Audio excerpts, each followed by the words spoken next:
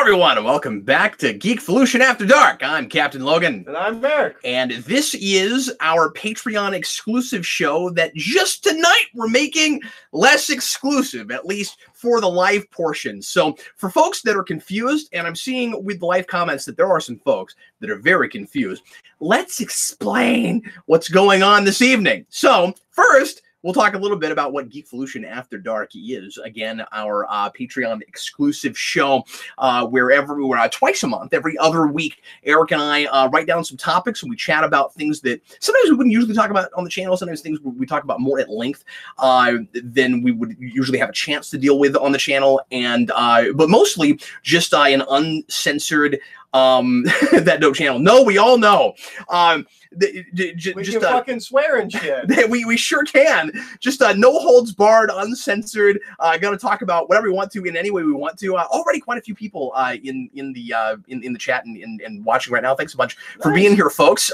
Bigger turnout already than I expected tonight. So hi everybody. People just suddenly coming out of the woodwork. Hi everybody. So yeah. So already Kevin Spacey. Hey Cap. Allison Mac arrested. Any thoughts? Oh, we'll get there. We will be talking about that this evening. It is a topic. Yeah, we're going to talk about it. So, yeah, we can like swear and shit here on this show, and if that turns you off, feel free to turn us off right this very moment. Of course, you could do that at any time. We always understand if you feel the need to do that. But anyway, we just a whole bunch of people saying hello right now. Carl Maxey, it's his 30th birthday today. Is that after midnight? Because you either share a birthday with my son, whose birthday was 4 minutes ago yesterday, or is it just now your birthday? Is your birthday on the 23rd or the 22nd? I would like to know. Let me know. Reptile Dude 21, Allison Mack is a crypto freak. Sounds like it. Sounds a little bit like it. So anyway, yeah, now I'm just distracted by the comments. But anyway, so what we've decided to do is we've decided to broadcast our crazy twice a month show this one time in celebration of 100 patrons, and we're using this to celebrate. We're also using this to kind of advertise the show and let people know kind of what this is like. This crazy thing we do twice a month. It's not usually live. It's always not usually from this angle. Posted after the fact. It's not usually from this not great angle that we're at again that we used to use for live shows, because this is where the computer is. And but yeah, just real off the cuff and silly and crazy, and we will deal with things that you never hear us talk about usually on the channel. But yeah, so 100 patrons. Thanks a lot, everybody, so much that has joined Patreon and is helping us regularly, whether you're just doing that at the $2 tier or all the way up in the higher stratosphere. You guys are all amazing, and we cannot tell you how much we appreciate it. All the requests that we've been getting lately for omnibus reviews. Ever since we came back and started doing Rewind more regularly, we've been building Patreon really hard, and it helps.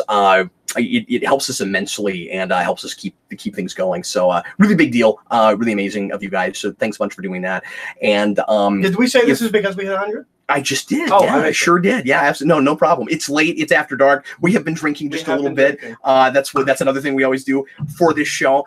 So not always, but we do. But we do. Yeah, most of the time anyway. So what we're doing tonight is we're broadcasting this live for anybody and everybody to watch, but it will not be available after the fact except for patrons. So this will go unlisted immediately after the show.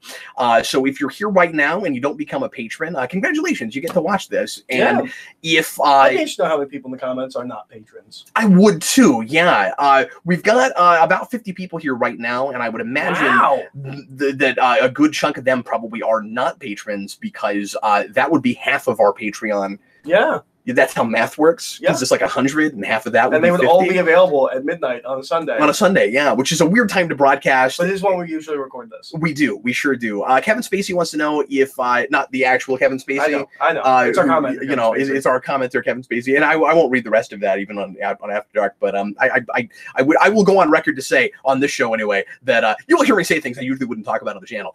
That I wish he would change his username. I wish he was not called Kevin Spacey.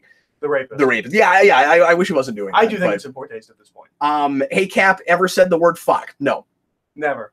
I have not. I've never done that person's not a patron. Just now.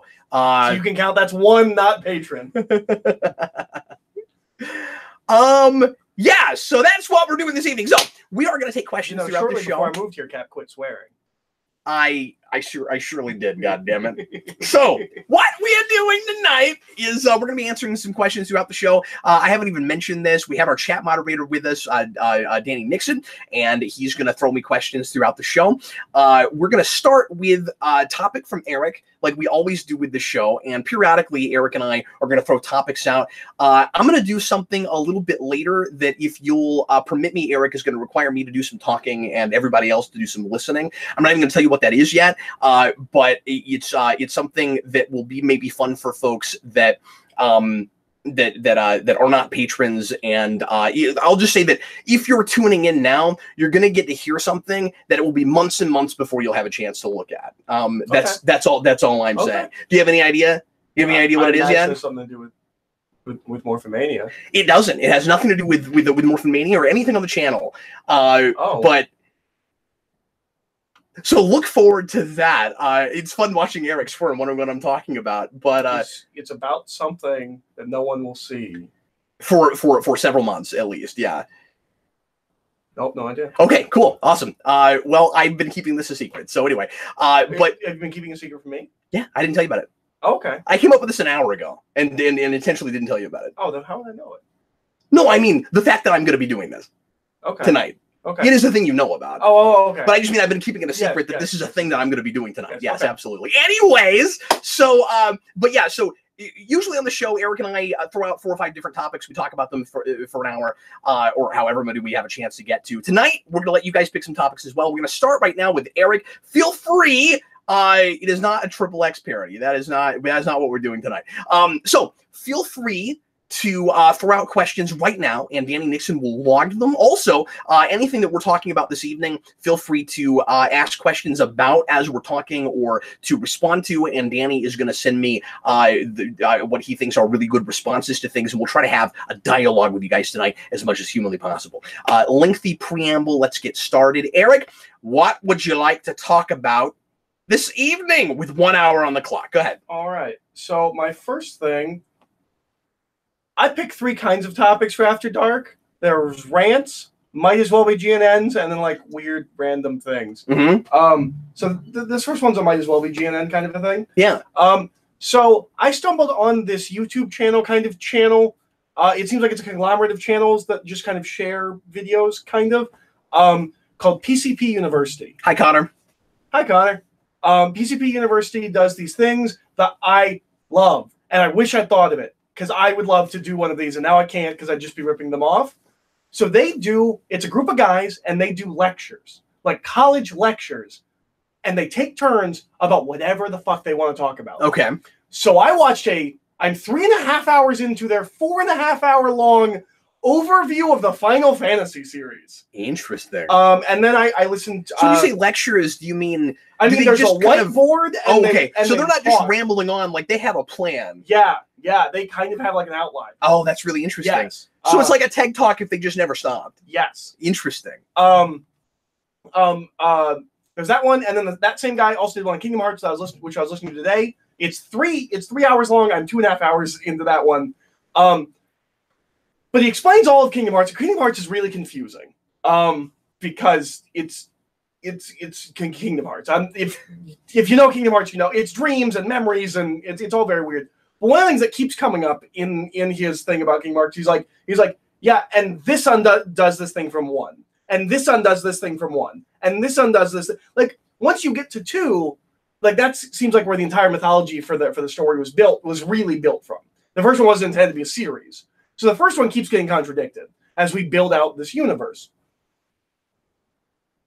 What is the level of acceptability for something like that? I mostly think of this as a novel thing, where like someone has a long, epic series of novels, and like you're evolving it. This used to happen a lot more, especially in science fiction fantasy in like the 50s and 60s. Sure. But we're like, you're evolving it, and it goes somewhere different than where it was before, and like, it's not even retcons. You're just writing differently now. And then, if it's not acceptable, if you shouldn't have that, if you shouldn't have continuity errors like that or mythology errors like that, and comics do this obviously all the time. Yeah. when is it acceptable artistically to go back and change it? Like Stephen King has talked about that he considers all of the Dark Tower to be the first draft of that series, and he wants to rewrite all of it. It's really tough, man. Like once it's published, once it's out there, yeah, I have a really hard time saying, well, it's okay to go back and start over. But it wasn't published as a piece. Yeah, so like it never finished. You don't have a complete. Well, but it does. Let's say it's 7 books. Okay, by the time sure. Because Dark Tower 7 books came out over the span of like 30 years. Like, you're saying, can you do like a Star Wars thing with it? Yeah. When is that okay? Do you live with the fact that there are continuity and mythology mistakes or alterations, or the problem? You know what I'm going to say, right? You know my big thing that I just cannot stop talking about, and I always harp on. It depends. Case by case. Once it's a piece, it moves. Once it's out there, once people have eyes on it. Once, in a way, the art is added to by the people who are consuming it, it takes on a life of its own. It now is no longer just yours. Okay, so then the question is it okay? If your story is naturally going one way, yeah, but you've written things, books prior, video games prior, issues prior, that don't allow for that, are you artistically allowed to go a different direction? I have a tough time with that. I don't know. I mean, there's no good answer. You start to have to figure out what the lesser of two evils is, right? Because like once you've botched the internal logic where you just have things that can't count, or you have pieces of it that don't match other pieces of it, it's now damaged, and it is gonna be damaged beyond repair if that stuff is out there and it's supposed to count. Now, if you start saying, well, we alter these things so that we retcon other pieces of it so that like certain. And this is why a lot of different media all creating one thing can be really damn complicated, right? Where and like just makes things it can make things irritating, which is why I like things to all be in one medium whenever possible. But I don't know, like I guess you can write things out and just say like, well, this doesn't count because it doesn't match and it doesn't fit, and so like just forget about it. It's a mulligan. It's like it didn't happen. But when you're talking about something like Stephen King, where there are mistakes within the thing that you have to read, like you can't excise a whole part of it. You can't say this whole book doesn't count. If you read the 6 books, but you don't read that 7th book, you're whichever one of them it is, you're gonna be fine. If you need the rest of that book, but you just want to like take excerpts of it out, you cross certain parts of it out, I have a really tough time with that. Yeah. So I don't think there's a good answer. I don't think there's any right answer. The only thing I can think of is you scratch all of it out. None of it counts. You start over. That's the only thing you can do, which is really hard to do and commercially non-viable most of the time. Well, and let's say you're doing some kind of series. Maybe it's novels, maybe it's video games, maybe it's movies. Yeah. Let's say you're like 6 in, and you realize where it's going. Do you then go, okay, guys, like I know that 7's supposed to come out, but I've got to go back and I have to start the series over? Because it would be easier if the thing was already finished somehow before you realized it. Like that would make it a whole lot easier. You know what I'm saying? Like how many times when I was doing Spawn did I say I really wish we had just rebooted entirely?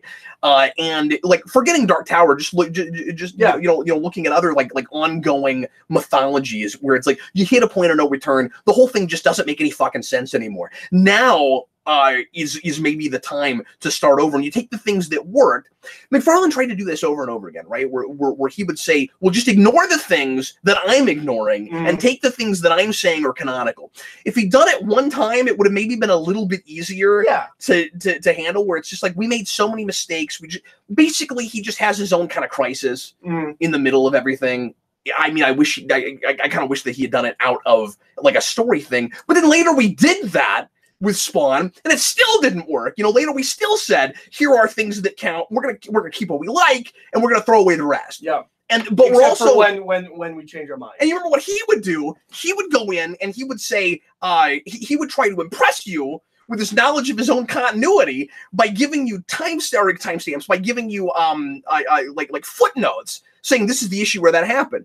No, now you're inviting me to go back and rate things that don't count for the one thing you've said does count. No, it's maddening. The only thing you can do is start over. Yeah. I mean, it's not always viable. I think of this often as a book thing. Like, how often do you go back through a book series and you find in the first couple of books, you're like, oh, well, that doesn't pan out. Oh, that's not how that is later. And things like that. Good Old Gamer says he wonders if I put on the swearing for this show or if I hold back for my usual content instead. I do. I do swear a little bit in my regular everyday life. Some of it's living with Eric. It's hard. It's hard not to. You swear more when you're with people who swear. You swear more with me. You swear more with Vince. That's what I'm saying. Yeah, and absolutely. And I used to be more prudish about it. I think I've kind of relaxed on it and lightened up. I mean, some of them might be living with me because when there aren't kids around, that's just even how I before that though. I mean, like I used to work with you on the phone and stuff. But and I don't want to come off like I guess I'm having to talk about this again because we've got people that have never heard me do this in the comments right now, but in the live show, but.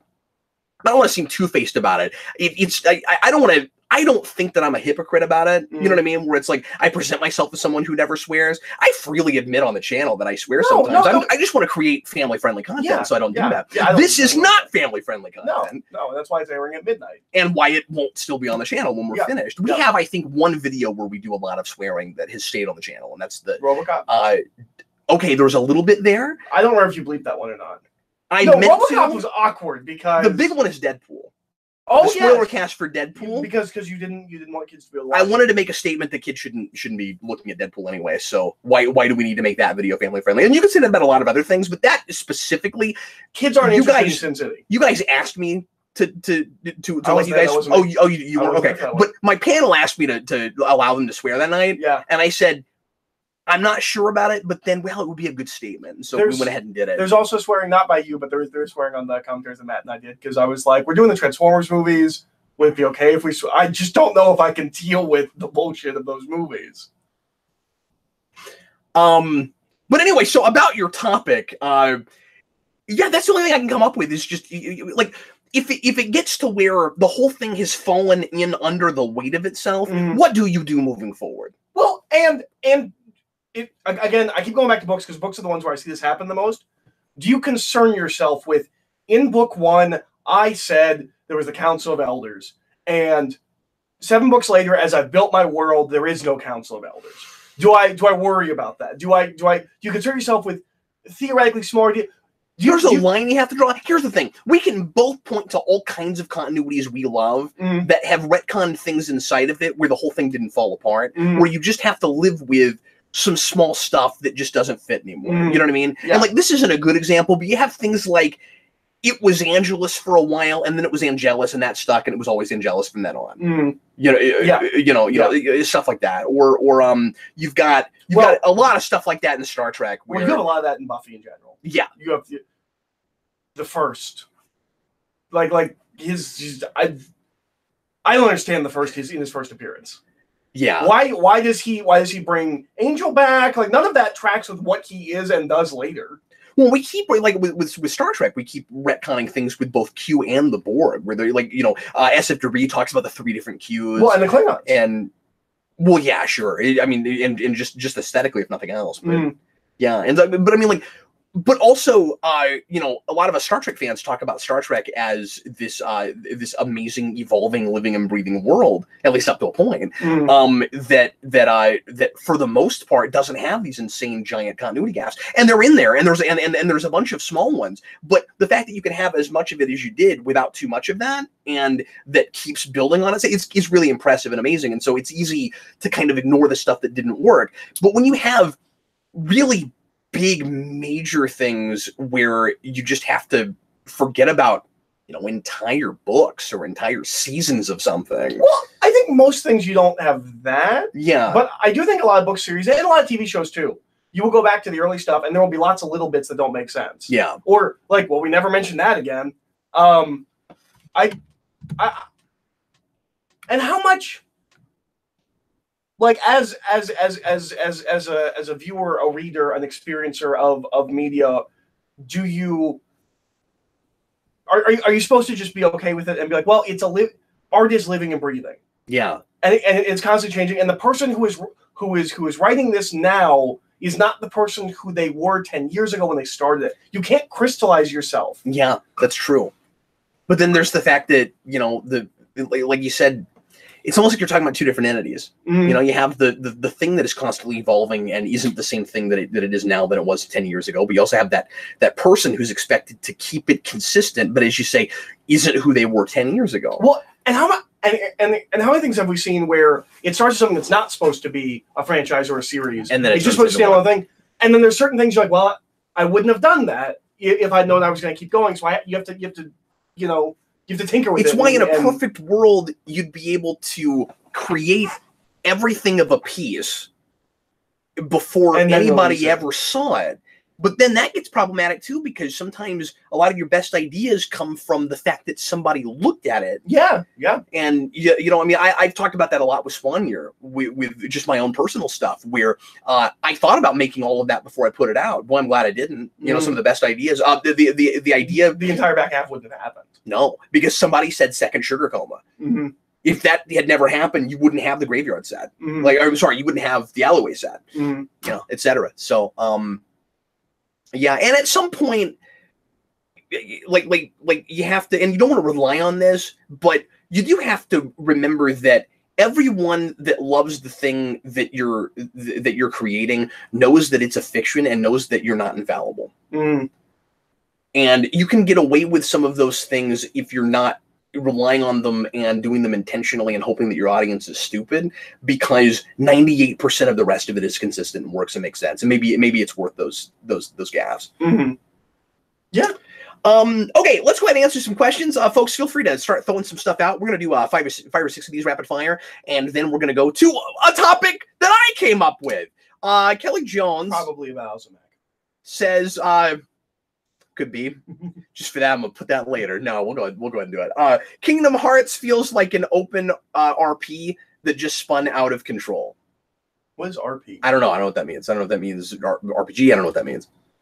Sometimes acronyms are problematic. I don't know what that means. Yeah, especially as we have more and more things. I can't tell you the number of times I see GOTG. I'm like, Game of Thrones? Yeah. Oh no, it's Guardians of the Galaxy. Stop acronyming everything. I don't know what RP Yeah, I'm is. with you, Danny. I think that's what he means too. But maybe he'll come and say. I said we were going to go on to new topics. I am just now getting things about our last topic, so we'll finish that up. But start throwing us questions out, folks. And then Kelly Jones also says, okay, but is this any better or worse than a creator keeping their audience on hold to sort out the process of creating content? That's a great point. Yeah, that's true too. That's true too. Because we complain all the time about stuff being late. Yeah.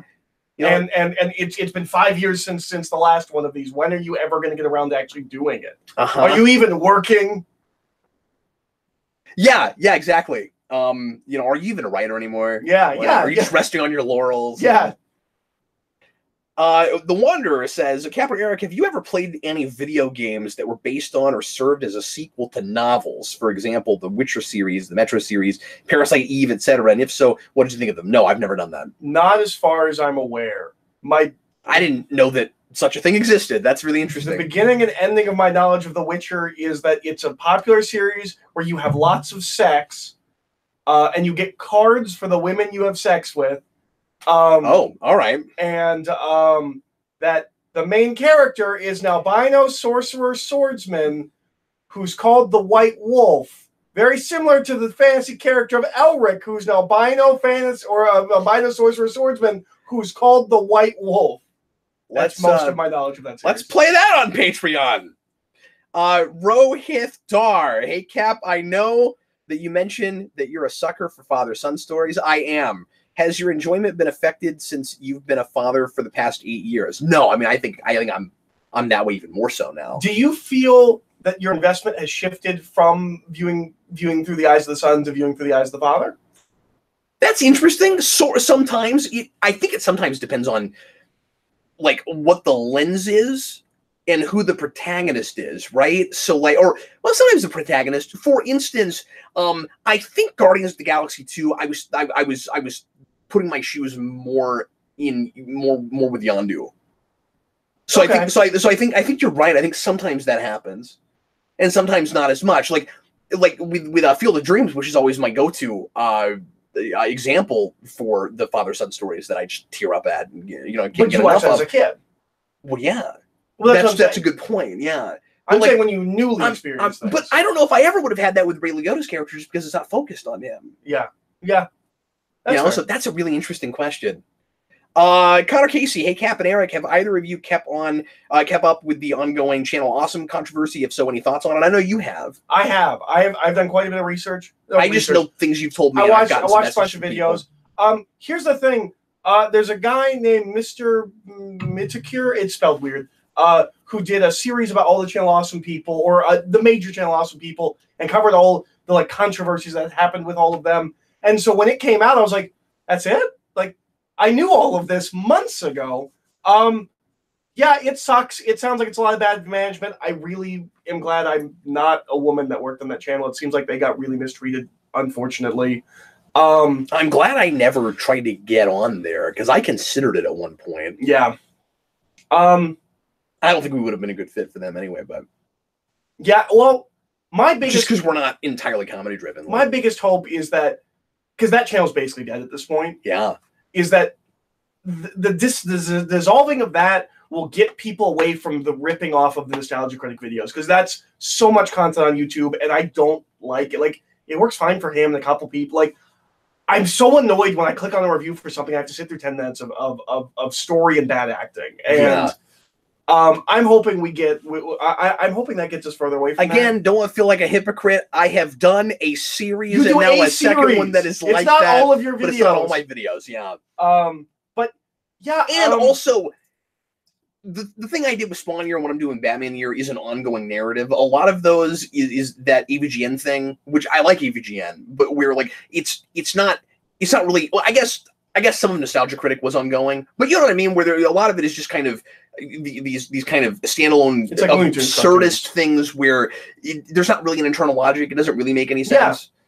And it's kind of a skit. It's sketch comedy before it's telling a story. Yeah. You know, where like maybe I would appreciate it more if you were actually trying to tell a story with a character arc and someone that's changing and growing and then that kind of thing. But maybe not. I mean, it just depends on, you know, how well executed it is. And speaking as a bad actor, I realized that is very difficult to do if you don't have a lot of experience and if you're having to play a lot of the roles and stuff. But I will say the biggest thing that surprised me and was shocking about the whole Channel Awesome thing, which came out after all of this controversy, is there is someone who used to make videos for them called Jew Wario, who passed away. A couple of years ago passed away. And everyone was really sad. Everyone made these really sad, like he was a great guy. We love it. And he killed himself. He didn't just pass away, he killed himself. Oh, wow. And people ran suicide awareness fundraisers in his name. It has since come out that he was a sexual predator of women, at least, I think, 3. And, like, while he was on the channel kind of a thing. And that's why he was removed from the channel. There's all this stuff. And and like, I've seen some videos where people are talking about, like, I don't know how to deal with this. Yeah. Like, I personally ran fundraisers in his name. And I didn't know. That was pretty shocking. That's the biggest thing that came out of that, where I was like, oh, wow, that's crazy. But I don't know what other thoughts I would have. It happened. Yeah. I mean, I guess, you know, not being a big giant fan of Nostalgia Critic and of Channel Awesome, it doesn't, you know, affect me a lot. But I mean, I feel bad for everybody that was, you know, making a living doing that. And I mean, there was some good content there. A lot of it just wasn't my bag, so I wasn't, you know, looking at it real. I used to like those guys, a lot of those guys a lot. I fell off years ago. Yeah. I got real tired of Linkara. I don't like Linkara's view of comics and superheroes. I don't think he's a bad guy. I think his Power Rangers videos are all right. I don't like his view on things. Sounds great. I got real tired. The only one I really watch now is Doug Walker, and that's just I think it's Doug Walker, the Cinema Snob. I like some of his videos. I like his. Well, no, Doug Walker is. Yeah. I can't think of who. It's Brad something. I think I can't remember what his name is. But yeah, the Cinema Snob I like his videos. I like his.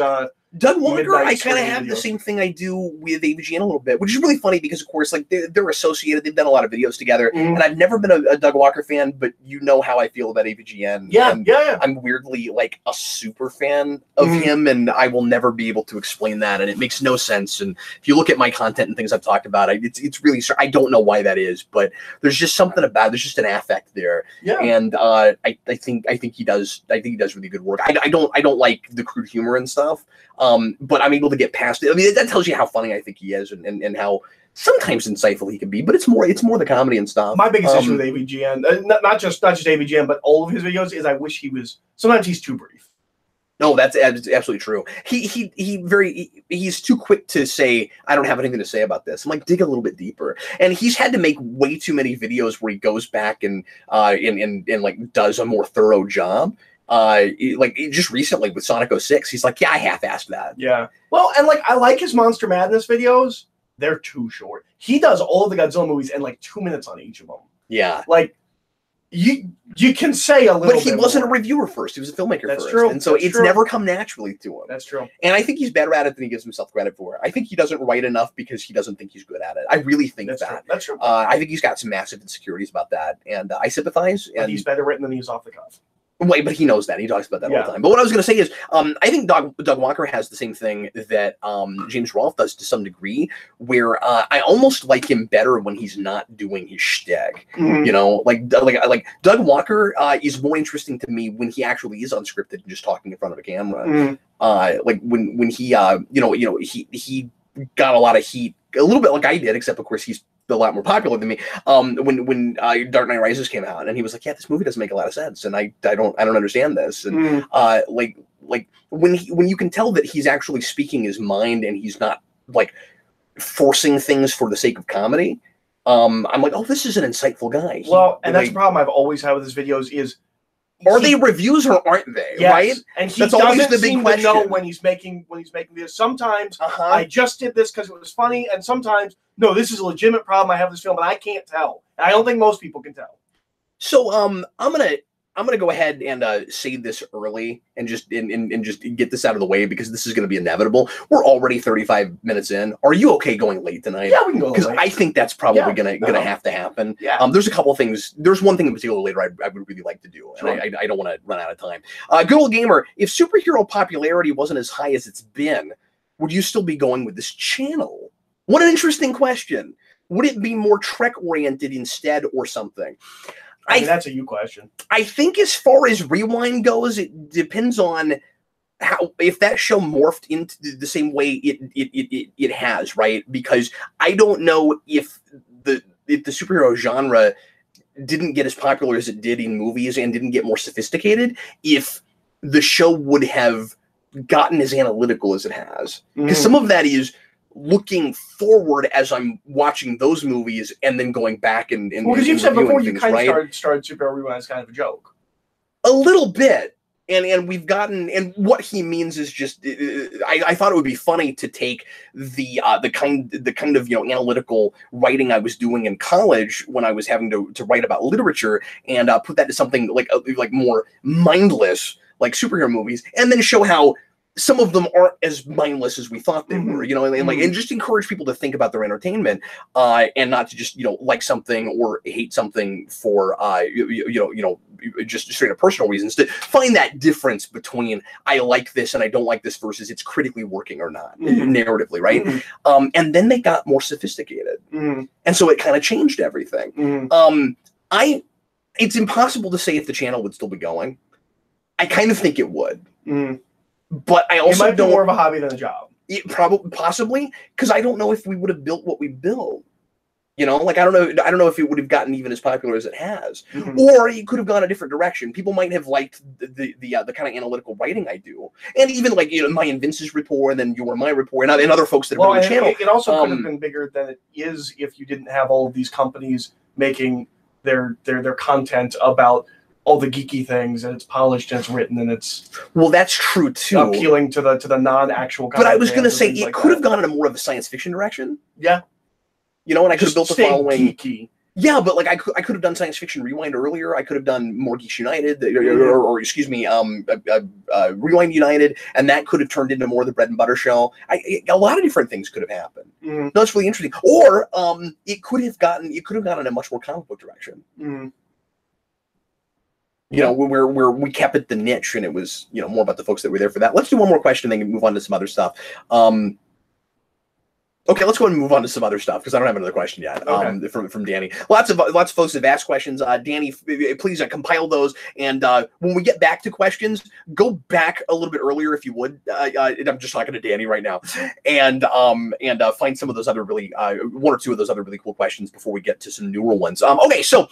I have to talk about Allison Mack for a minute, and just because this is the only place we get to talk about this, and my brain is exploding because at some point I'm going to have to go back and finally review all of Smallville. And I also wanted to use this as a backdoor to talk about the death of Count of Crypto Freaks, which is really sad and unfortunate. And I feel the need again to explain why that's going on, especially because the audience today is bigger than the audience was for the Captain Logan show last week. And I'm getting questions about it. So I will get to that in a second. So Allison Mack, if you haven't heard, but you probably have, because mainstream media is finally fucking talking about it. It really irritates me. Months. We really have been. So what's going on is Allison Mack, without getting real deep into it, Allison Mack was involved in a sex slave cult, and she was sex trafficking, and we've known about branding them.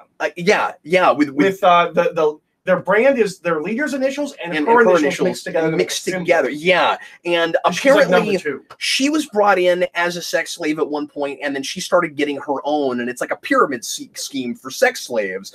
And if we've all been almost brought into those, right? It can happen to the best of us. And you're like, look, I'm not cold calling people to get sex slaves. And like, no, you don't have to cold call people. And then, a month in, once you're out of family and friends, you have to start cold calling people.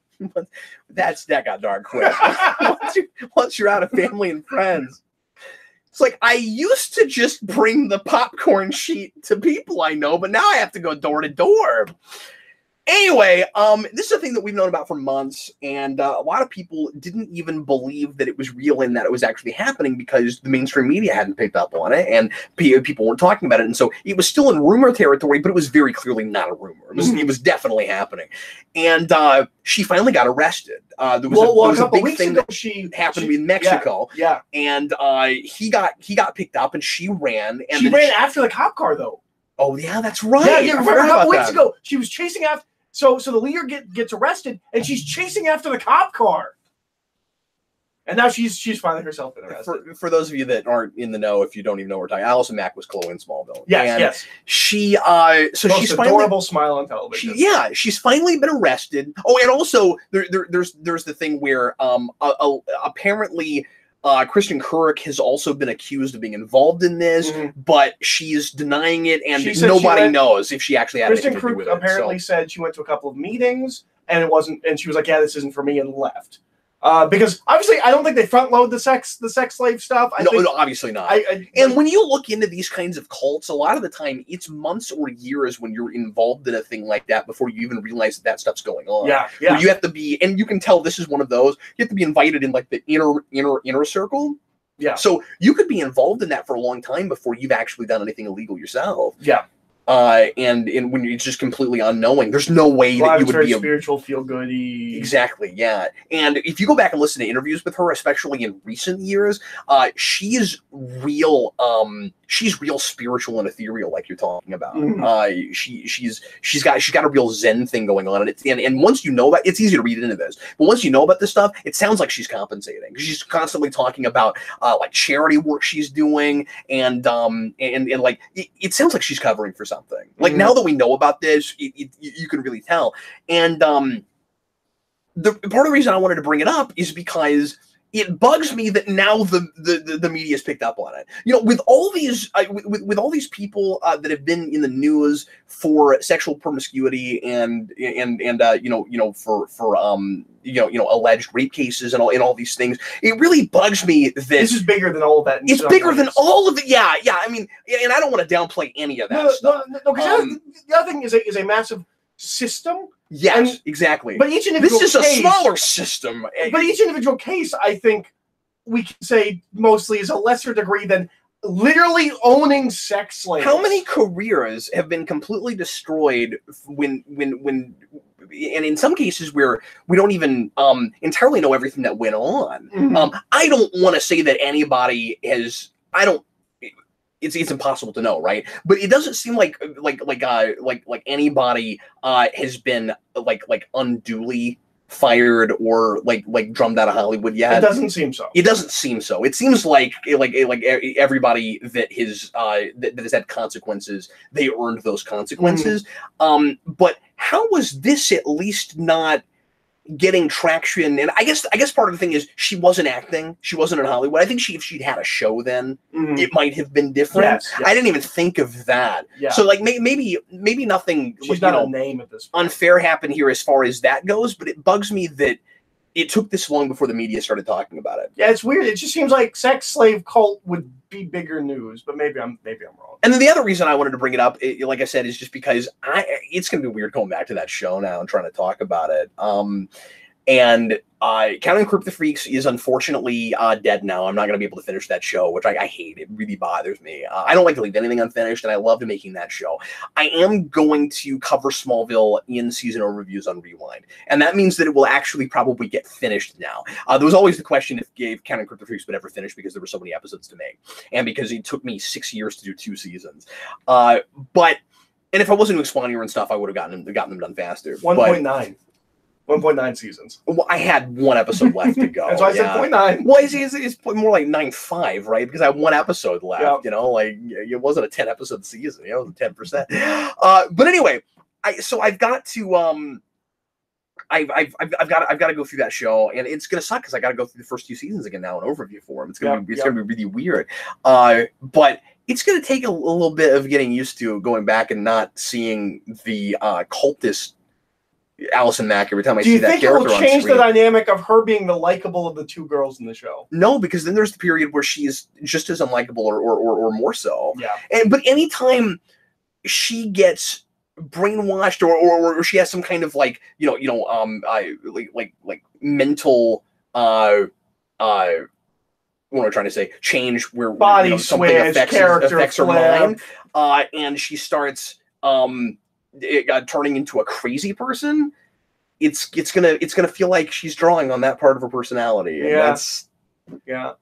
Well, and for those that don't know and haven't been following the story, the way it sounds, the way it's been talked about, it sounds like this guy, this sex cult leader, has been helping her and guiding her for years, and probably during Smallville, she is already a part of this. She might not be on the sex cult in the actual sex slave cult part of it, but this guy has been a big part of her life for years.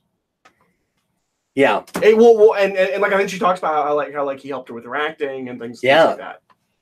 And so, like, she didn't know that he was like that for the longest time. But she didn't turn away from it when she found out. She was like, "Yeah, let's do it." Well, and I mean, like, there was probably a lot of brainwashing that happened. I mean, I bet a lot of that, lack of being down to earth and ethereal nonsense came from that. You know? Well, then the question is how much of that does come from that.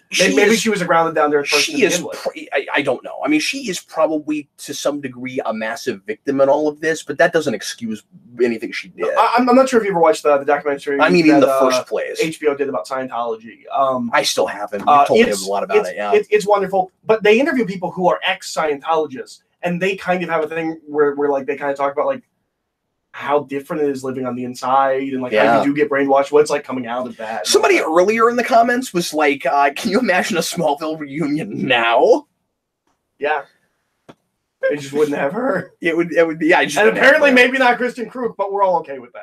Yeah, and I mean, like, I'm not going to come down on that. Who knows? Yeah, But you made a good point when you and I were talking about this earlier. She at least seems more down to earth than Allison Mack, and that doesn't mean anything. Allison Mack will not act again.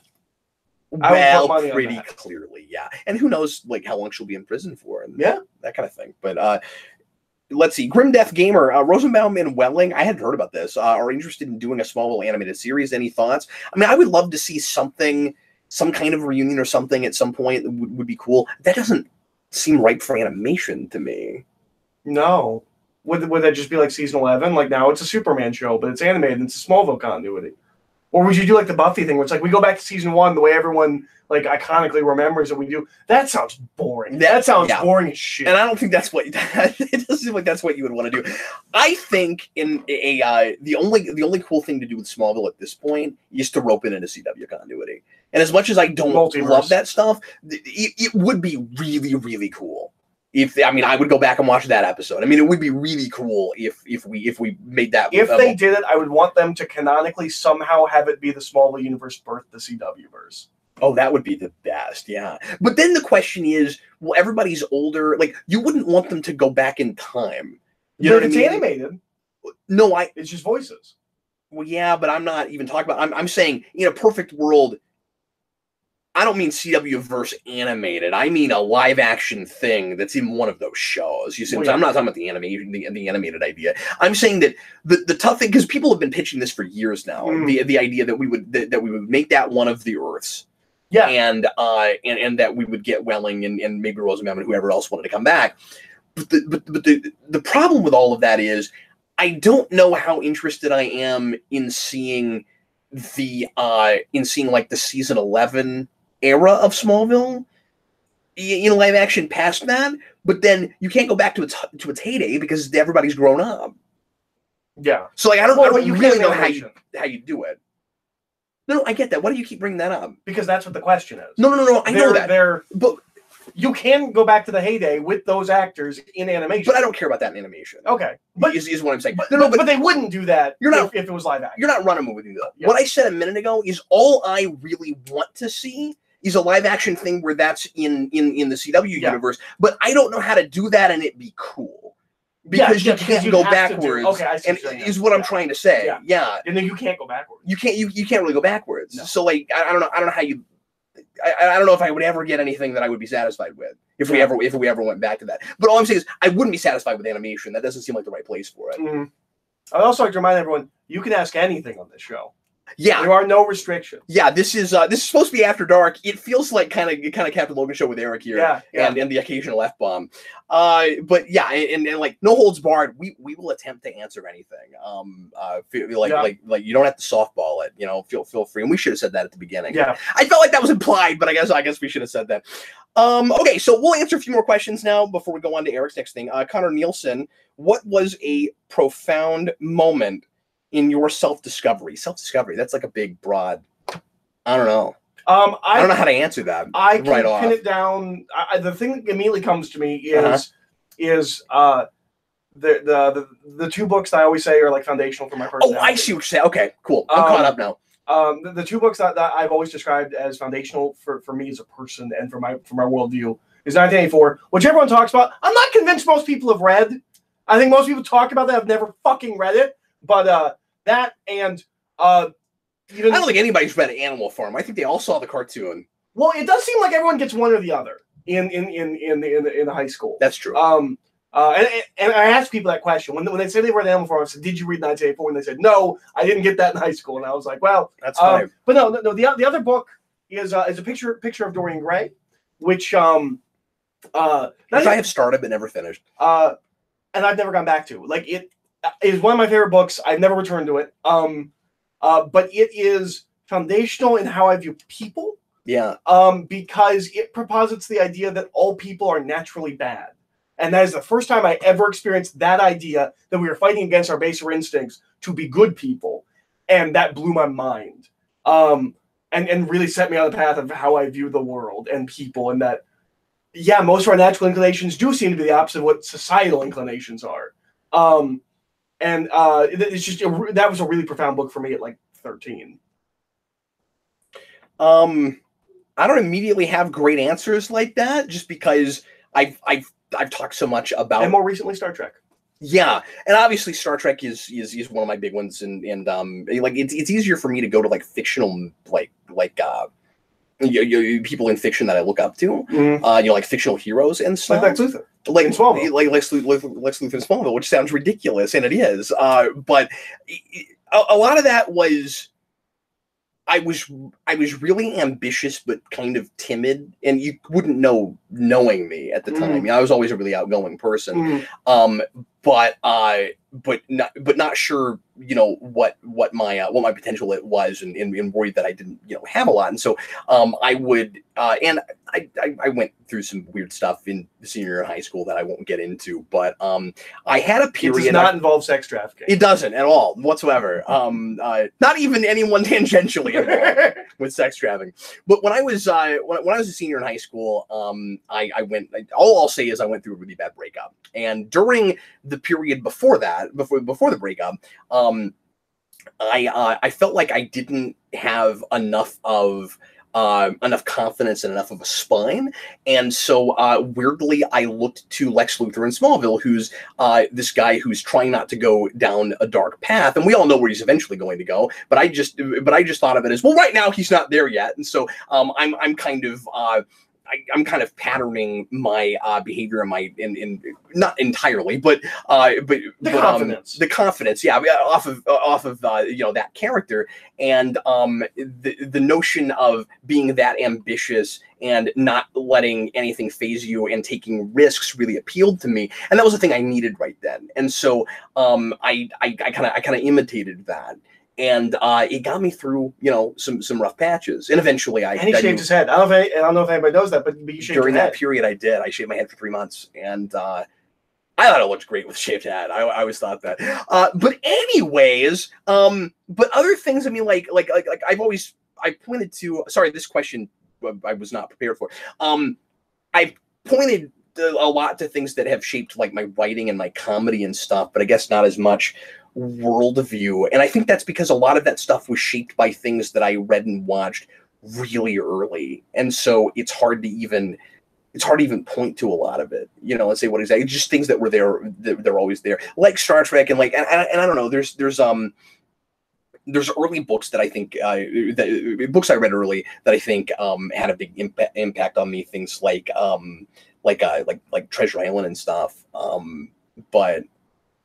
But anyways, but yeah, let's go ahead and move on. Erica, what did you want to talk about next, Ben? So this is a thing that might affect no one else. Oh, let me answer this real quick. Okay. Elijah Wilcott, Cap, which of your sons would win in a fight? So I have an There's an 8-year-old. Jason just turned 8 yesterday. I have an 8-year-old and a 3-year-old. Freddie and Jason. Freddie versus Jason. Freddie wins all day long. Freddie bullies Jason, and it's hilarious. We can't encourage it, but it's funny. Yeah, obviously he won't be watching this, and so yeah. But anyway, so what did you want to talk about next? Sometimes Freddie just starts yelling at Jason to stop doing things when Jason is doing nothing. Yeah, and it's really funny. It's really funny. Okay, so this might be a thing that affects no one else. I'll be interested to see if anyone in the comments agrees with me. Yeah. Or if anyone else experiences this. Is it just me, or when you go to a restaurant and you get water, it is in no way refreshing? I feel like when I go to a restaurant and order water, I could drink 5 glasses of water and I'm still like thirsty, like I was when I walked in the restaurant. And it's only with restaurant water. I feel like I've drank no water. Does anyone else have? Is this just me? I mean, it comes out of the same tap that the water here comes out of. I don't know why it would make any difference. I don't know, but specifically when I go and I sit down at a restaurant and I get water. That sounds like a you thing, man. Okay, that might be me. That might be a me thing. We can see from the comments. We'll see if anyone else has this. But the problem is that'll be weird and anecdotal because water is different in different places. But I had it in Florida as well. I've always had this. When I order water at restaurants, it might just be like an atmosphere thing, just something about you being in a restaurant. You can't stop maybe it's psychological. It's like, yeah, maybe so. Well, it's not just I keep drinking it. But I never feel refreshed. Like I never feel like I don't want to be drinking. Yeah, maybe it's just because it's there and it keeps getting refilled. Maybe. But I went to a restaurant the other day and I drank maybe half a glass of water the entire time I was there, and I still nothing. But I mean, you know intellectually where that water comes from, and that it's no different than what's here. Sure. I mean, I mostly drink bottled water. Sure. I've never really cared for tap water, but that's a taste thing before it's not refreshing. Yeah, I don't know, man. It might be entirely psychological, but then I wouldn't know. Somebody says maybe it's all the ice. That might be, but that doesn't. That's still water as well. That dope channel says he knows what you're talking about. Yeah, he has it too. That's weird. Okay, so it's not just me. There's at least one other person. Waffle says he assumes it's because restaurant food has a lot of salt. That's possible. That is also possible. So I guess but I don't have soda. But if I drink soda, I don't have the same. I don't have the same thing. It's specifically water. So then the only way to test it would be to have you go to a restaurant and not order food and just drink water and see if it keeps happening. Yeah. How many times have you had your glass refilled by the time the food gets there? Yeah. I don't know. I don't know. But yeah, yeah. It's Mr. Brooks 610 restaurant water tastes especially bad in my opinion. How come we're getting more of a response to this topic than anything else? It's not just me. What is that about? It's bad. Like I don't know what it is. It's not as good as normal water. It's less watery than water. Claudio says, because you like Aquaman, the haters are punishing you. Okay, that doesn't change any other water I drink. At this point, are there a lot of Aquaman haters? Yes. Oh, really? Is that still a thing? No, absolutely. Okay. Still, to this day, he just has too much of a reputation for he's a dumb character. Yeah. If it comes up, there's a really good chance someone will say he's a pussy. Like Aquaman better on the coasts? I don't think so. You know what I mean? Is it like no? We get a water-based superhero. We're next to the ocean. No, I don't. No, that doesn't happen. Maybe, but I don't think so. Okay. Well, is that the end of the water comments? That's the end of the water comments. Okay. Yeah, maybe some more will pour in. Danny, we're going to take a few more questions before we go on to my next thing, and then after that, we'll see if we have like maybe one more real quick one. And if there's some more stuff that people want to talk about, but we've been at this just under an hour. We're not doing bad. No. So I hope you've all been having a good time. We certainly have been. That one guy, 2486, well, clearly restaurants make the water worse to encourage purchasing a drink rather than getting the free alternative. I don't know if that's the case. I worked at restaurants. We just got it out of the tap. There's nothing special. There's nothing special that's done to the water, you know, unless something. But that's the kind of theory where you hear it and you're like, yeah, that makes sense. Especially when the comment starts with clearly, you know, like obviously that's what's going on. Yeah. I worked at restaurants. There's nothing I mean, I don't know what could have been going on, going on with the, I mean, okay, I say it comes out of the tap. I know what on the back of the, like soda fountain it's plugged into. I mean, it comes from the tap, but I guess it's easy to look at that and be like, well, maybe it's something else, through the soda the way it's filtered. Yeah. Maybe that's what I was going to say. Maybe that's what it is.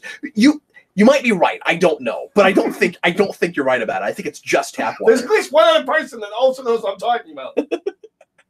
Or you're all crazy.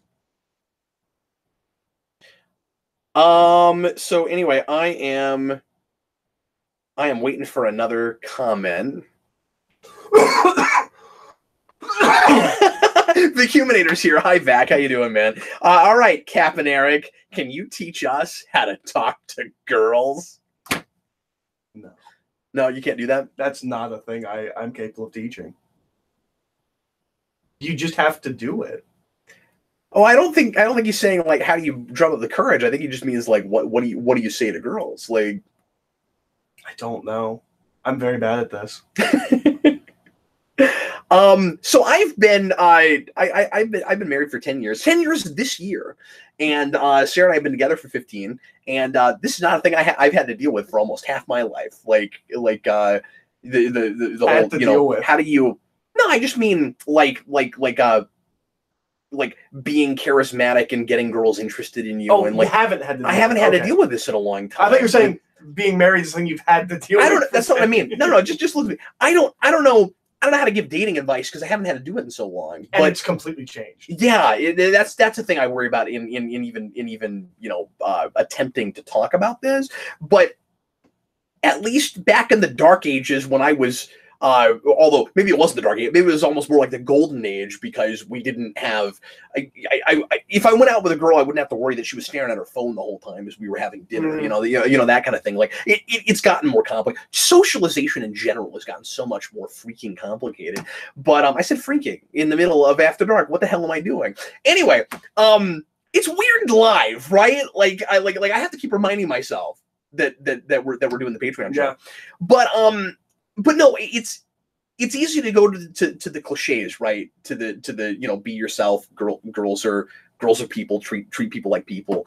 But it's like it's not that simple, because I realize that it's easy to be more nervous in that kind of situation. But I think being I think keeping things simple is important, and I think I think the most important thing is to already be kind of well-rounded and be ready for a lot of different kinds of conversations and topics when you meet people and start talking to people. Yeah. I can think of two big ones that are interrelated. Yeah, sure. Don't lie. Yeah, of course. Like don't not be yourself. Like, that is incredibly important. I see this with people. There's a difference between trying to impress people and just being naturally charismatic. Mm-hmm. Don't pretend you're someone you're not, because at some point the bottom will fall out of that. Yeah, of course. If you're really embarrassed, but you can build a persona over time that you use with everybody, and what I mean by use, I just mean that there is. Do you agree with this? I think there is some truth to, if you act a certain way, if you act enough like a person that you aren't right now, you will eventually turn into that person. Mm-hmm. I think there is some truth to that. Mm-hmm. Now, you might act like the kind of person that you just can never be because of your stature or because of your knowledge or whatever it is. But I think to some degree that is true. I also think that you can't you can't man, I forgot what I was going to say. I'm sorry. You go ahead, and I will get my thoughts back together. Well, specifically, don't lie about things that are not going to change. Yeah. I'm sorry. What I was going to say is, you can't always be all things to all people. Yes. What I mean is, like, you are going to naturally deal with people differently depending on who it is and who you're talking to, and that's okay. Mm-hmm. You can softball things, like when opinions come up, but don't lie. Yeah. Like, you have tact. Tact is good. Most girls like Tim Burton. Everyone knows my feelings on Tim Burton. I don't have to go as vitriolically as I do when I'm with my friends. Sure. But I'm also not going to say that I love Tim Burton. Don't do that. Also, don't make a fool of yourself. Don't claim you're great at things that you're not great at. Don't act like an idiot because it makes them laugh. They're not laughing with you, they're laughing at you. Yeah. Those girls are not going to respect you or want to be with you if you're making yourself intentionally look dumb just so they pay attention to you for 30 seconds.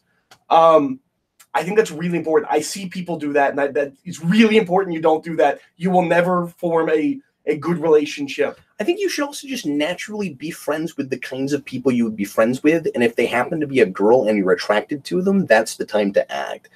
And that's tough because when you're really wanting to be social and you're really wanting to date someone, it's hard not to go out and look for someone. Mm. And in my experience, it doesn't usually work out that way. Usually, and like, you've had this too, right? Where, like, you might have been hoping that you like kind of actively looking, but like it falls in your lap, right? I fell into every relationship I've ever been in. Yeah. I just fell ass backwards in every relationship I've ever been in. Also, don't wait for people. If someone's dating someone or they don't seem interested, do not put your entire, like, possible dating life on hold, because maybe one day they might. Maybe one day they might, but you can't be worried about that right now. And maybe years later you'll look back and be like, I wish something had happened, but you'll be much happier than looking back and be like, nothing ever happened, and because of that, I never did anything else. Do not do that. These are all don't do's. We're just talking about dating now, not just talking to girls, but yeah, it's true, but that's kind of what I would assume is implied. Yeah, you know, in that question. Good old gamer. If Chloe can lead a sex cult, anyone can get a date. I still might date her. Wow. I'm kidding. It's After Dark. Dean Waldhart. Now it's an After Dark episode. It took us an hour, but we're there, ladies and gentlemen. Dean Waldhart. Cap, if you don't mind me asking, did you attend university? If so, where? What was your major? Yeah, I've talked about this, of course, lots of times on the channel, but I'll be real brief about it. I went to the University of Kansas, and I have an English degree. I have a S in, it's not actually, you know, like bullshit degree, but it's or is it a BGS? It's a BS. In English with an emphasis in creative writing, because you couldn't major just in creative writing. You only needed 15 hours. I took more hours than probably most people who went through that program. I also started at a junior college and took everything they offered for creative writing as well, or at least for the fiction side. And actually, one of my best mentors was the English guy, the creative writing guy, Dr. Greg Luthi, not at KU, but at junior college. And I wrote my novel. I started that novel in his class, and he and I are still friends. We still talk. He's trying to get me to call him Greg. I can't do it. I don't know how to call him by his first name. It will never happen. You say Mr. Luthi and Dr. Luthi. Dr. Luthi, and I just hear Otis. Oh, Mr. Luthor. Yeah, that's hilarious. Yeah, well, that's the first thing that hits in my head every time you mention that name. That's really funny. But yeah, he and I just had dinner together, or lunch together a couple months ago, and he started reading my new book, and I don't think he likes it. I don't think he's sure about it. He wants it to be more of a traditional novel, and that's just not what it is. And I tried to give him that up front, but I get why he wants that, but that's just not what it is. I'm going to use that to segue into my next thing. I'm going to do something for everybody who's watching it live, and hopefully this doesn't bore anybody to tears. But I have not made any part of my novel available to very many people, and Eric's not read any of it yet. And it's still first draft. You won't let me read the first draft. Yeah, it is. I've got a couple of guys, DJ and Danny, working on a book cover. They've looked at it. Dr. Luthi's looked at it, and I think that's it. Brandon. Well, I mean, Brandon asked to look at it. I don't think he's actually read any of it. But Eric's going to be more critical than Brandon. That's why Eric's not looked at it. I'll let you look at it, Eric. I just felt, and honestly, especially now, because I've started revising, and I feel better about it. Like, looking back through, I'm like, oh, there's not as much work to do as I thought there was. And obviously, a lot of the work is revision, but it looks better on the first draft than I thought it did. I'm going to read you guys a chapter. Okay. That's what I'm going to do. Right. So my book is called Foodpocalypse USA. That's the working title right now. That's probably what we're going to land on. Originally, it was called The Edible States of America. Now we've changed it to Foodpocalypse USA. And the premise of the book, it is a written history. It's a bunch of journal entries and Facebook posts and transcripts from media and stuff about the world after a transformation in which unceremoniously we are all transformed into walking and talking junk food. And it's real satirical. It's the kind of quirky thing you would expect from me, except it is the darkest and kind of roughest thing I've ever written. And it's weird that it went to those places, but I just let it take me where it was going to take me. I'm going to read you guys the so like I said, these are all it's a series of entries, and there is story that builds. There is a status quo that continues to change as it moves along, but it's a bunch of it's about a bunch of different characters, some who come back, but each one of them is kind of readable on their own until you get to kind of the back third, I guess, where we start to get a lot more into some massive cultural changes, and a lot of it is about like how that thing would affect us culturally and how it changes our national identity and our personal identities, etc. And anyway, so I'm going to read you guys the chapter that is about superheroes and about YouTube. Those two things both wind up in this chapter. I hope you guys enjoy it. This is for folks that are watching right now that are not patrons. You guys will be the only people on the channel that will get a chance to hear this unless you are unless you're a patron. And this is part of the first draft, so some of this will change.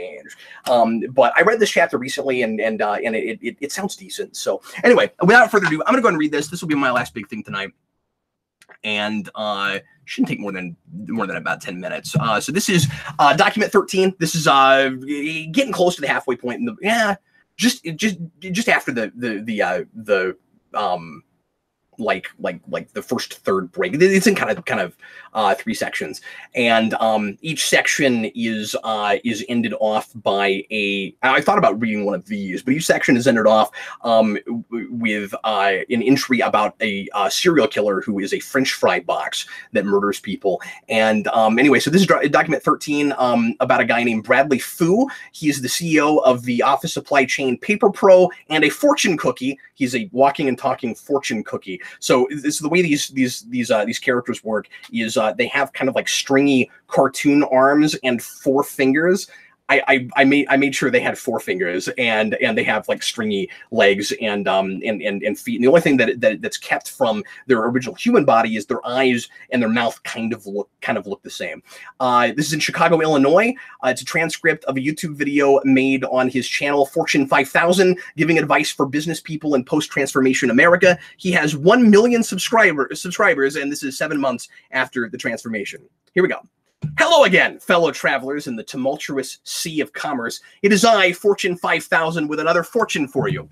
Or, as I always say, more of a statement of advice, as fortune cookies rarely tell you how well you will succeed or fail in the future, but are apt to give you a vague, common-sense platitude to help you be more successful and less of a failure. My advice, on the other hand, will be swift, specific, and from the heart. Take it or leave it, but remember, he who dismisses free, invaluable suggestions shall pay for it tenfold later on. That is not today's fortune. That one is even more free than today's actual fortune because it costs less time. 40 seconds to be exact. Wisdom will shine down on you for the low price of a few moments of your time. Like all good things, it comes to those who wait. And like so many worthwhile morals, it comes as the caboose of a story. As you must know, unless you are mentally challenged or you are an imbecile, I have not always been a fortune cookie. Although I am the CEO of a major corporation and I get my share of public attention, I never stood out in a crowd the way I do today, even with the many other baked, fried, breaded, and frosted sore thumbs we see today. When we are all food, it is as if none of us are food. And yet, I read a poll recently that lists the top 50 most prominent food types of people in the nation. Hamburgers, tacos, pizza, chocolate bars, cake, pie, French fries, soft drinks, potato chips, and sugary cereal were the top 10, which happen to be 10 of the most popular kinds of unhealthy food there is and suggests a higher power or some kind of intellect at work. Paranoia is unbecoming, and coincidence is everywhere, but statistical improbabilities should be investigated. The fortune from May 1st. The fortune cookie didn't make the list of 50. I doubt if it's in the top 200. I have never met another. It's logical to guess that with all the obvious food to name and food to personality correlation, there were several factors involved in determining what we became, and one of them is who we are. And this magical algorithm, or whatever it is, clearly has a sense of humor and not of the most sophisticated variety. I am an Asian American man, and I am monetarily wealthy, and so I am a fortune cookie. However, regardless of ethnic stereotypes, I am not offended because there is no one to raise objection to, and I have embraced my new lot in life, as it would be foolish to do otherwise. You may hate that you are a frog, but refusing to be a frog will not make you a bird. The fortune from August 17th. So as you well know, if you have listened to Daily Fortune in the past, I have accepted my outward fortune cookie appearance as part of my identity. It does not fully define me. I continue to go to my office, to run my company, to come home to my wife and children. I sign the same name I signed before, Bradley Fu, on every document that comes across my desk. I claim ownership of Bradley Fu's money, his home, his model train collection, and his wine cellar. But I am also more than the Bradley Fu of April 25th. Since the 26th, I am something more, something different. I could have chosen to simply ignore my outer shell, as so many of us have done, or I could see how I might incorporate my fortune cookie-ness, which will likely be with me until I am cookie dust in the wind, into Bradley Fu's life. I did that by sharing what I've learned in business and in life with anyone interested anywhere in the world, including and especially those of you in other countries who have yet to experience our new America or meet a foodified person in person. It has been as rewarding and fulfilling as anything I have done in life. it is feasible. If it is feasible for you, I encourage you to look for creative ways to use your new form to enrich, educate, and brighten the lives of the people around you as well. But as I alluded to earlier, there is a drawback to being a fortune cookie, and that's the rarity of us. I'm like the now ironically named common sawfish, except I'm not an endangered species so much as a new species that isn't very plentiful. And so everywhere I go, there are people who want to get a good hard look at me, and sometimes a lot worse. Human fortune cookies may be endangered if the few of us there are in the world are all getting this kind of treatment. If everyone loves you, expect a catch for most of their affection. The Fortune from June 24th. I enjoy sharing ideas and advice in this setting, but not on the spot and out in public. It has become a parlor trick I'm asked to perform, and regardless of whether a person has visited my YouTube channel. Look, a fortune cookie. Tell me my fortune. What are my lucky numbers? Do you know a great place to get egg drop soup? I cannot be offended by whoever or whatever turned me into what I am today, because I do not know who that is, and I like myself fully the man I am today. I would not go back if I could, but I am offended by anyone who defines me solely by my appearance. One would think we would all be more sensitive to such things, considering we are all of us sitting in the same train car. I have been tempted to ask a hash brown woman where I could get a good serving of scrambled eggs and a stick of gum if he'd mind if I blew him up and then popped him. Tactlessness plus tactlessness does not equal vindication for lost temper, the Fortune from September 2nd. But I do not have perfect control over my own emotions, as much as I try, and the urge to dive down to a classless level is sometimes bailing twine strong. You may have heard this if you're a regular viewer, but I have one fortune inside of me. The paper sticks out ever so slightly, and I can feel it coiled around my midsection. I hear it brush up against the hollow wall of my inside sometimes as I walk. It is part of me, and as we've heard from countless accounts since the transformation, when someone loses a part of himself that doesn't grow back, he feels as if he's lost a finger or a toe. I would like to know what my fortune is, and I hope to make it the final episode of Daily Fortune on my deathbed. From the tip that sometimes sticks out of the opening a little farther than normal, I have been able to make out the first word, don't, which suggests another advisory statement rather than a true fortune. Our viewers have suggested a number of intriguing and amusing sayings, including, don't go out tonight, it's bound to take your life, there's a bad moon on the rise, and don't go chasing waterfalls. But I must admit, I'll be a bit disappointed if I've been carrying around nothing more insightful or profound than a popular song lyric all this time. I cherish my fortune, and it has come to mean a great deal to me. I fantasize about reading it just before I cross the tracks to the next station to see if I have lived up to its wisdom. It has become something of an obsession, my most intimate possession, so personal and so close to my heart, literally, if I still had a physical one, that not even I know what it says yet. For a man like myself, who has been successful in business and can afford most luxuries money can buy, there is an allure for things that cannot be bought, and most of those tend to be small and seemingly insignificant, of no value to anyone but you. In my mind, I have taken on the role of fortune cookie, partly to earn the right to call the single fortune I carry inside my own. I bring you good people with your fears of snapping in half and burning up and getting eaten and not finding a romantic partner that tastes like the taste of whatever you are in that special way, something to think about to help get you through your day and perhaps to help you to be at peace with who and what you have become. I should mention that sex in this world is a totally different thing and has to do with tasting. I only ask that everyone allow me to be me, and that means that my fortune remains my own. This is something that most people do not understand, and often when I attempt to explain it to someone who asks if they can have my fortune, they dismiss my reasoning as romanticizing my foodification. They call me a sentimental fool. I can see the paper nestled right there, they say, peeking out ever so slightly. Why don't you just let me slide it out part way so I can read it and then push it right back in? Because it's mine. I was going to read this whole chapter, but that was about 10 minutes, so that's all I'm going to do for now. But that's part of my book.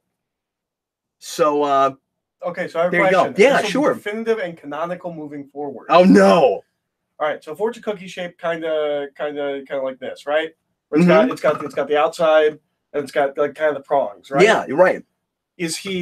Are the eyes here, or are the eyes here, or are the eyes here, or are the eyes here? Yeah, I saw it as like the crease where the fortune cookie would be sticking out of like this part. is like in his back, so it's like he's it's like it's horizontal. It's like a horizontal. So he's cookie. standing up like this. Yeah. Okay. All right, that's canonical. That's how I envisioned it. Yeah, it's official. There are superheroes in that chapter. I was gonna get to that part, but we're already 20 after 1, and I want to make sure we get to some more questions and things. So anyway, but if you guys enjoyed that book is going to be out later in the year. I'm hoping to put it out by Christmas. And anyway, I thought that would be a fun thing to do for this show that's not going to be on the channel forever. And I could have done a more kind of juicy adult section, but I had a lot of fun writing that section. Okay, Redguard Hammerfell. Someone asked Cap what he thinks about the Teen Titans live action show. Did he see the new set photos? We were going to talk about that on the Omnibus last week, but we elected. You didn't want to because you don't like talking about set photos. No, but I was still going to. I mean, okay. we've been doing some of those. No, I was going to bring it up, but no, what I was going to say is we didn't do the Captain's Log last time. That's true. We didn't do that at all. So that's why we haven't talked about that. But yeah, let's go ahead and mention it real briefly. It's weird because all the costume stuff looked really great, and then that looks almost Inhumans or something. Yeah, it's weird. The hair on all of them is awful, and why are we going to actually try and CGI Starfire and Beast Boy? Because even in huge budget films, we still paint people. There's no way that can look good, right? On a TV budget, like, you would still paint them. Like, Guardians of the Galaxy doesn't make Gamora, doesn't CG over the person. You CG enhance prosthetics and yeah, and that's why Eric says like I don't like to talk about set photos much because it's on set and we're not seeing what the finished product is supposed to look like, and it's not like it's publicity photos. Mm-hmm. We're like, this is what they're going to look like, and it's on white and it's in its glory or whatever. But if that is what it ends up looking like, that's weird. It's going to be really lopsided because it's the most off the page Dick Grayson you could possibly imagine, and Hawk and Dove. Right? Yeah, I forgot about that. Yeah, I don't know what they're doing with Starfire. No, I don't either. I'll talk about this here because it's after dark. I was going to ask you if you wanted to. Yeah. Yeah. So she can't just be a black person. She's not. This is not like a race changing thing where like it's a white person to a black person. She's an alien. Yeah. She has a skin color that does not exist. This has also happened. Now, I don't know, this isn't the final product, but this has happened in Deadpool, where we took a character that is pale, not white, but like literally like chalk white, and we made her a black person. And that's weird to me because it's not an ethnicity thing. Like, it is literally a non-existent skin color. And it's weird that you would just be like, well, it's black person, so we're gonna make them black. But like, you wouldn't have done that if it was white person. You would have made them the supernatural color that they are, the preternatural color that they are. That feels weird. Now, I don't know if that's what they're doing, because again, they could CG but change also, it. it's not a casting issue. Why not just use body paint? Like, yeah. I don't have an issue with casting a black actress. Right. I have an issue with potentially not changing her skin to be the alien golden colors it is. Yeah. We didn't do this with Gamora. Gamora is green. Yeah. Drax is also green. I believe Batista is Hispanic based on what he looks like in his name. It's weird. I don't know. We'll see. Yeah. So that's what we have to say about that. Claudio Myron, thoughts on Rick and Morty? You had a whole thing on Rick and Morty. I have talked about Rick and Morty on a previous After Dark. Yeah. I like. So go look at that. We have other things to talk about. Sorry. No. Go ahead. I like Rick and Morty. I am uncomfortable with how popular Rick and Morty has become because it's so cynical and so bleak. And it concerns me that so many people like it, because that makes me think that people are becoming more cynical. And that's worrisome. Like, I don't want to be like elitist, but like, I have a very dark worldview. So like, it makes sense that I would like something like that. I feel like most people are watching it, or I feel like a lot of people are watching it. And that makes me think a lot of people have a darker worldview, and that's concerning to me. I've always believed I was in somewhat of a minority. Not like a huge, we're not like a tiny, tiny minority. Like, there's a lot of cynical people, but it's weird. I also do not like the amount of children that watch that show. Yeah, because even though you think of yourself as, for better or worse, sometimes kind of a cynical person, and like maybe that's changing. I don't know. It is to some degree. We've talked about this. I mean, I don't want to psychoanalyze you or nothing, but that doesn't. But even if forgetting like the last couple of years, even if you think of yourself as having a more cynical worldview, you don't want the whole world to have that. Yeah, right. Well, and there's also, if I'm going to be elitist, there is a divide with Rick and Morty in the same way that there is with Cards Against Humanity for me. Both Rick and Morty and Cards Against Humanity are things that I thought were funny because they were my sense of humor. I hate people coming to that game and that show and being like, oh, it's so bad. Oh, it's so naughty. Daniel Davis in the comments says, I don't think people like Rick and Morty solely because of cynicism, though. That's probably true, but I find it to be one of the most nihilistic things I've ever seen. Yeah, it is incredibly cynical. But do you think that the problem is that attracted those people, so you're finding that there's that more of them, or are you worried that it's influencing people and turning them into that? Both. Okay. Both. I'm worried about both. Because I legitimately believe that the moral of Rick and Morty is everything is pointless. And I don't know how I feel about that. I also have not watched season 3 yet, so if something's changed in the 3rd season, I don't know. Eric Gallant, Cap, do people ask about Sausage Party when they hear the premise of your book? Yeah. Constantly. Comes up all the time. Yeah. Nothing to do with it, not similar in any way. In any way at all. Yeah. Did you like my half a chapter? Yeah, it was really good. Thanks, man. Casey, the thing that concerns me about Rick and Morty fans is the hero worship for Rick. He's not a good guy. Yes. I agree. Thomas Edgehill, what would you do with X-ray vision? I mean, do I have to answer that? If I'm being 100% honest, I'm looking at a lot of women. Are you? Is that what you're doing with it? That's what I'm doing. I mean, I'm doing other things too. But if they want the After Dark answer, that's the After Dark answer. No, there's... You know what I do at my job? Blind bags. Blind bags and blind boxes. That's really funny. Yeah. Yeah, the best thing I can come up with is just anytime you have to know what's in that closed off thing. What's in the box, what's behind the door. It's the kind of power where I don't think of a lot of like daily real world application for myself, but then as soon as I had it, it would come up all the time. Well, don't you think? I mean, and then you'd have like potentially borderline like illegal uses, like playing cards. Like, would you be more inclined to go and gamble if you knew you could see what all the cards are? There would be things I wouldn't. There are things I don't want to know, and I don't know if I could curb it. You know what I mean? Like, would you use it for Christmas presents? That sort of thing. Like, you might think, well, I don't want to know, but then they're there, and now you have this way of seeing them without getting into it. Yeah, that kind of thing. I would like to think I wouldn't, but I don't know. I wouldn't know until I was there. Like, this might sound like a really weird thing to say. This will sound like a really weird thing to say, but it's After Dark, so it came to my head. I'll say it.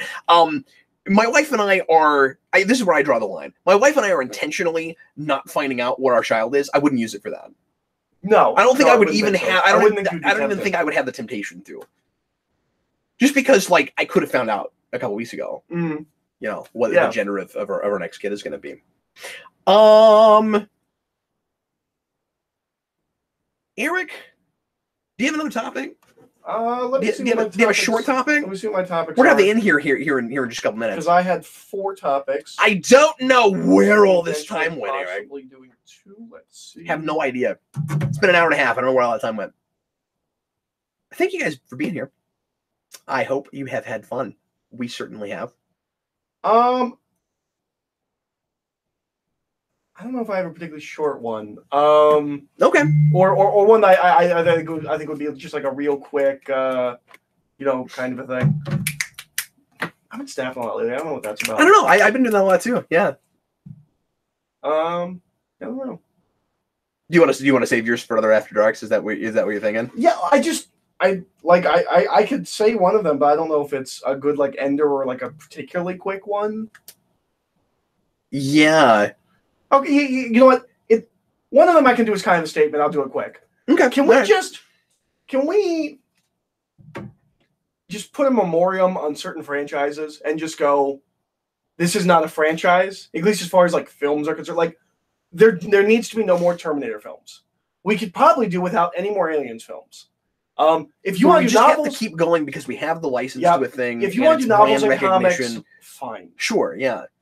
You can keep it going in some way, but but like, let's pave the way for the next big franchise. Yeah, yeah. Do we really need another Predator movie? I mean, I do. It's by Shane Black, but like some of these franchises, I'm like, these were never intended to be franchises. I know a lot of franchises weren't, but like, there's a couple where it really feels like when was the last successful Terminator movie? Why are we still doing this? The TV show got canceled and people liked that. Yeah. But then on the business end, but at the same time, there's always that potential that this time we finally get it right. Like it's because we're constantly trying to recapture the glory days with Terminator 2. And I mean, Cameron's involved in the next one. Yeah. It's like how come we haven't been able to do that again? And it's so easy to point to all the missteps with the last couple of attempts to revitalize that franchise.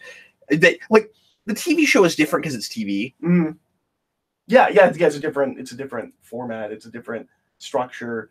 And it doesn't make money the same way, you know. Like you're not necessarily going to get people committed to be there at the right time every week. This was before we were counting, watching things after the fact. And I don't know, like with a lot, just not just talking about Terminator, but just with franchises in general. I kind of get the business end of but even people who don't think it should come back, if they're a fan of it, they will go see it. We already have this built-in audience. We know we can cap it off at a certain amount of money we know we'll make. I think it's ever diminishing. I think each time they Cameron's supposed to be involved in the next Terminator. As we said earlier, we'll have that thing that gives it credibility that maybe makes Cameron's a completely different person now than he was when he made Terminator. That's the thing I think people fail to understand a lot. Well, and no one is a better example of Ridley Scott with Alien. Yeah. So many Alien fans do not like what he's giving them.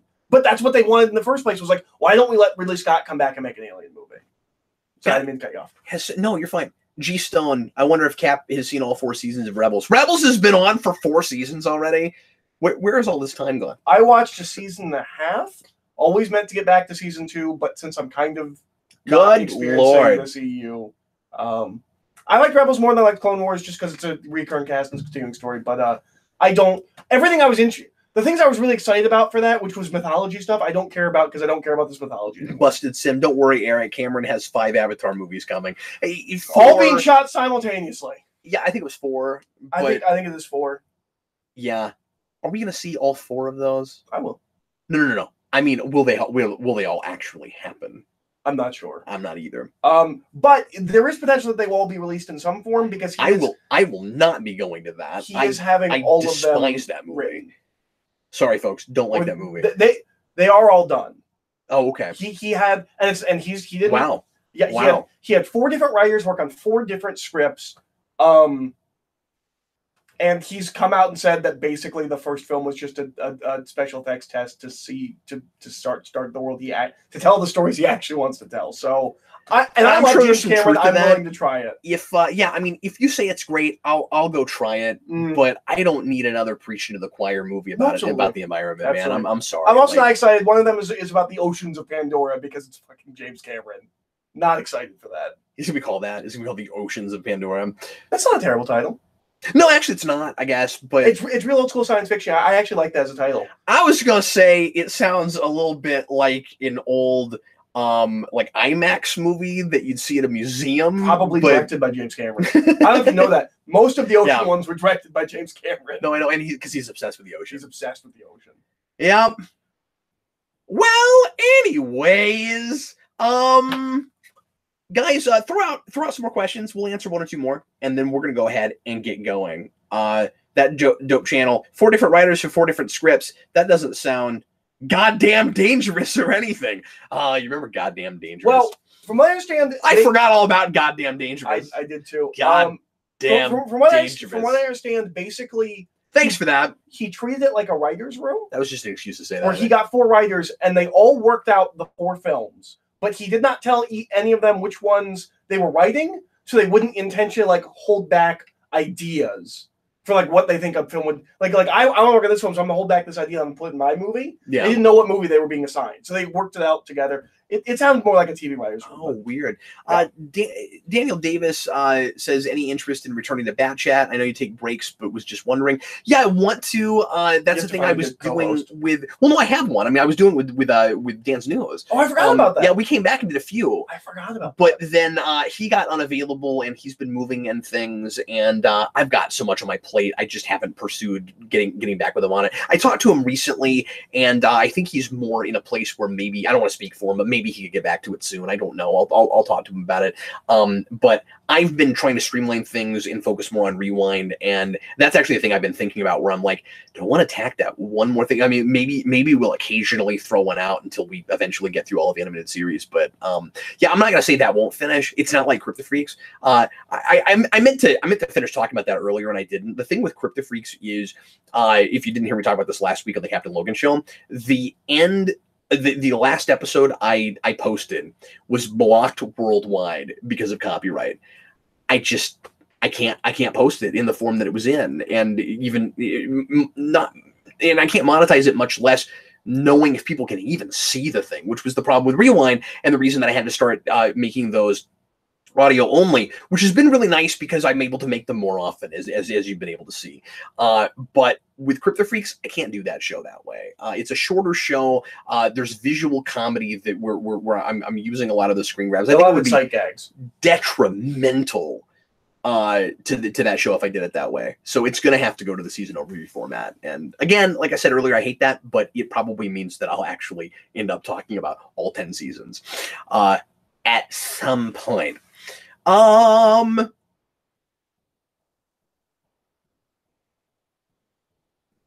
You're kidding, right? David Crabtree says that the 66 Batman theme actually plays in an episode of Gotham. We haven't been keeping up, so it's somebody's ringtone. But is it somebody's ringtone? It's somebody's ringtone. Oh, okay.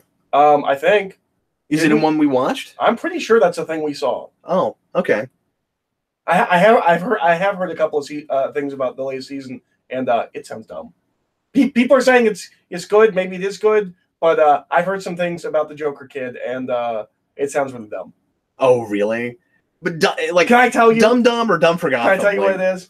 Okay, I mean, we're spoiling Gotham for folks. I don't think most people are gonna care. But apparently, just so folks know, like, he has a turn twin. your sound down. Jerome has a twin brother. I already hate this. And then Jerome dies, and the twin brother becomes the Joker. Because their idea for the Joker is that it's a persona people take on. There is not a Joker. So they're still trying to do that. And he's not going to be called the Joker. Yeah. That makes it hard for me to even want to go back. Right? With you. Yeah. Because they made me love him last season. And that was a huge feat. Well, I know, but like I like that character now. I don't want it to be some other character. Yeah. I think it's Joshua. I think it's Jerome and Joshua. Yeah, no, it sounds real dumb. Even for that show. That's a bridge too far. Having not actually seen it happen, no, it just 8 shades of no. Well, folks, I think that's going to be it for us tonight. Thanks a bunch for watching. Hope you enjoyed it. If you want to see more Geekvolution After Dark, we do that twice a month. You can become a patron on patreon.com/Geekvolution for just $2 a month. We have that available for every tier. We also have all kinds of fun things at different tiers on Patreon. We're trying to make it fun for you, make it worth your while. We are mostly funded now by crowdfunding, so we really rely on that support. We appreciate you, and we try to do all kinds of special things like this in order to, like I said, make it worth your while. Eric, thanks for doing it, buddy. Yeah. Thanks for hanging out with me until the wee hours of the morning with a little booze and a little bit of adult conversation. Although we can go to some of the wild, wacky places I thought we might tonight. I was really worried when you said people could ask anything. Yeah. no one asked the kind of questions I was expecting. No, I mean, to be fair, I mean, there was a couple. We did talk about like some personal life stuff and stuff that we wouldn't usually bring up on the true. channel. That's true. Which I appreciate. Yeah, but I was worried when you said that. I'm like, people are gonna. How do you talk to girls? Question. I like that. That's not bad. That's a good after dark topic. But we didn't get to any like really vulgar and lewd kinds of places. No, which is what I thought would happen when you open up the. Which I'm not saying is what I wanted to happen. I'm just saying we kind of expected that. But sometimes After Dark often ends with me, or sometimes somewhere in it, I end up getting really uncomfortable. It wasn't a lot of that. What are a couple sort of dark places that you went where I'm like, wow, that took a turn real fast. But anyways, Jeffrey only got to see some of this because he overslept. Oh, that's unfortunate. Overslept. Maybe he works late. Yeah, I'm honestly not sure. But yeah, well, everybody, Dad Joke Channel. I honestly tried to be as lewd as possible. That's impressive. I want to say thanks a bunch to Danny Nixon for helping us out with the show, for being our chat moderator. So cool of him to do that too, because I just sent him a message on a whim 2 hours before the show to see if he was available, and he was. It was super, super cool of him to help us out. And so thanks a bunch, buddy. And you guys are all wonderful, and we really appreciate you. So we're going to get going. I'm going to have more stuff from the Omnibus up this week from the last Omnibus. So if you didn't watch the whole show, and there are segments that you are hoping to see and waiting for, the rest of that will come out this week. Probably not a superhero rewind this week. I'm playing some catch up, so this week I will probably skip, bring it back the week after. But we'll see. I'll squeeze one in if I can. But Eric and I are preparing for some stuff for the Omnibus. We've got Infinity War this week. We were reading Infinity Gauntlet for that show, and I've got a bunch of requested reviews from people at the $20 tier on Patreon to tackle as well. With that, the next review will be Guardians of the Galaxy on Superhero Rewind, so look forward to that. And in the meantime, thanks a bunch, everybody. I am Captain Logan. And I'm Eric. See you later, folks.